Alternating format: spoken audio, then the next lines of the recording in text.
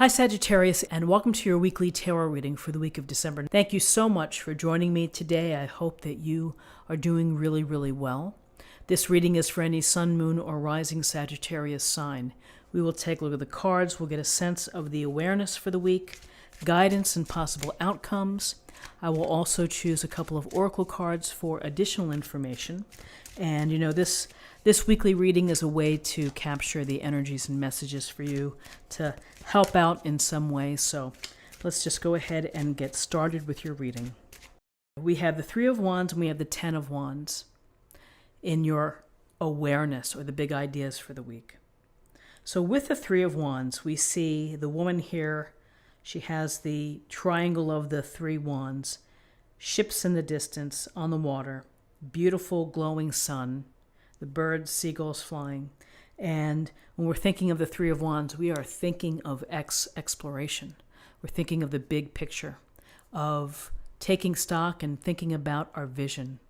What is it that we want to do and where do we want to go? What type of life do we want to lead? So you may be having very definite thoughts about how to bring in more of your passions into your life this week. You may be thinking about whether your career is fulfilling enough, whether your current relationship is bringing you satisfaction or joy. You may simply think to yourself, I need to start doing some traveling. I need a break from the routine. And this sense of exploration is going to, re-energize me. So when we're thinking about the Three of Wands, we are really thinking about moving toward manifesting, toward creating new opportunities, new paths, and new possibilities. So, it's looking in, you see that glowing light. How can you access that? How can you bring your passions into your own life? For some, it could be, again, thinking of new businesses, new opportunities. It's can be an international merchant card as well of people traveling and doing business. So with this thinking card about the future, at the same time, it seems that you have a lot on your plate and that you are working hard. You may feel over-obligated, you may feel overburdened, stressed out, that you simply are doing too much. And again, as we know, with the holidays coming up and the end of the year, things get very hectic and busy. And, perhaps you're shouldering the load of obligations or commitments within your family. It might be a good idea to ask for help, to ask someone else to try to offset some of those tasks. Because ultimately, being stressed out, getting tired, feeling burdened is not good for your health. It can fester, it can lead to illness, and it's up to you to say, I've got too much on my plate.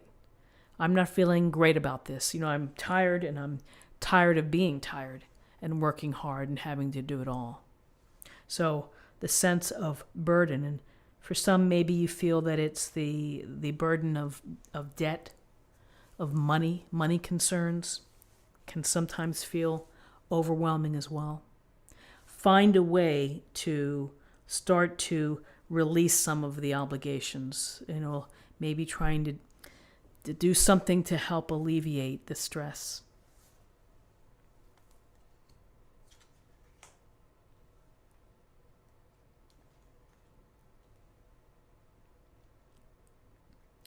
So in terms of guidance, we have some definite movement here. Look at the direction of the horses coming right at us. And so here we have the Knight of Swords and we have the Chariot. And the Knight of Swords, wow, he's in full gear. He's got his sword ready. He's charging forward. This knight is very concerned about seeking the truth, being very crystal clear, doing what's right, and making sure that in situations what we do is the right thing to do, to have integrity. This knight relies on intelligence and reason rather than emotions. And so maybe sometimes the Knight of Swords can be perceived as cold and aloof, but very focused, very surgical, precise-like in their direct energy in solving problems, adversity, anything that you have. So you should think about how to apply this energy if you face situations that require fair decisions, if you face situations where truth needs to be talked about or discussed or brought to the table, and to think about clear communication, expressing yourself very clearly and not getting caught up in the emotional arguments. You're going to stick to the facts. But there is movement here, tremendous movement, particularly with the Chariot as well. In the Chariot, we see the handsome charioteer here driving the black and white horses. And these horses, again, they represent the dark and light forces that pull us in different directions. And the things in our life that kind of can knock us out of balance. It takes a master to drive this chariot. You're the master. You have the reins in your hands. You have the ability to keep moving forward, that when setbacks or adversity comes up, that you're going to be using your skill, your experience, your confidence, your mastery, as well as your smarts to handle it. When we look at the chariot, we know that you're going to be successful. So if we're thinking about the chariot and we're thinking about the guidance and movement, and we're connecting it back to the Three of Wands in your big picture, that ultimately you are going to be successful. Doesn't mean that the path is going to be easy or smooth. You will have to deal with it, and there are many different approaches. For this week, we're looking at a Knight of Swords type of approach, which is reasonable, intelligent, being smart, and being fair.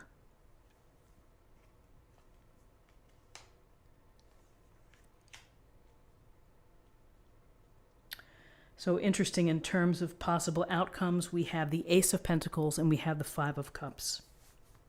So the Ace of Pentacles brings the potential and the possibility of abundance, and not just material abundance, but spiritual happiness. And so Pentacles are about common sense, about working hard, about being devoted, about believing in patience, and slow and steady wins the race. So the universe is giving you this little nod, saying if you can work hard, focus, continue as you're doing, have your plan, work your plan, nurture your seeds, your ideas, your desires for new starts, new possibilities, then the potential here that you're going to be walking through that gate to having abundance and happiness and good health, all of those good things. And again, the promise of a firm foundation, security, stability, and abundance is very powerful. And it's an important card within this reading. Between the Ace of Pentacles and the Chariot, we get a real sense that you're going to have success if you apply yourself, if you continue to have mastery, when you continue to focus. With this Ace of Pentacles, we have the Five of Cups. So the Five of Cups is often where we can't let go of something. It upsets us.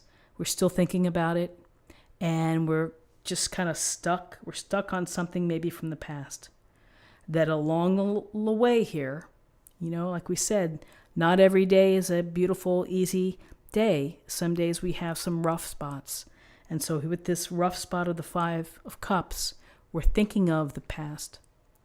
Focus on what you have. Focus on your current blessings.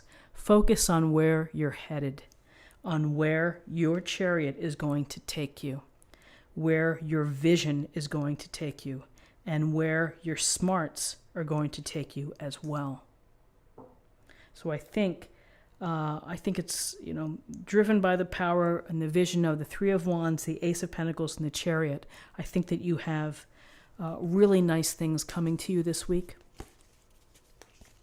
Let's get a little more information from the Oracle cards. And, for this week, I chose something that has a little more simple and practical advice.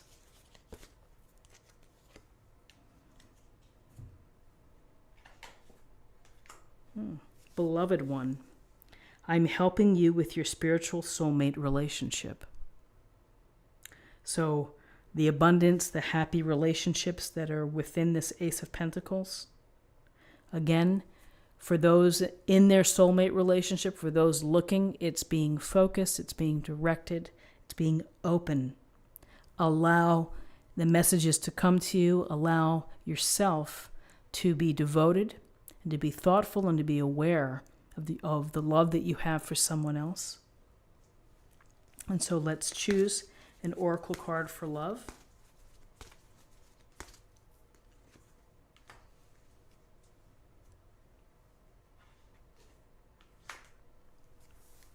Commitment. You dedicate yourself to your beliefs wholeheartedly, knowing that love is the essence of your very being. So commitment, a commitment to love, a commitment to appreciating the importance of love, all good advice, and particularly in developing an emotionally fulfilling and enriching life. This is what I have for you for the week. I hope that you found something helpful here today. If you did, please subscribe if you haven't already. Like this video, share this video, comment below. I hope you have a wonderful week. I thank you for your time, and I look forward to seeing you next week. Take care. Bye-bye.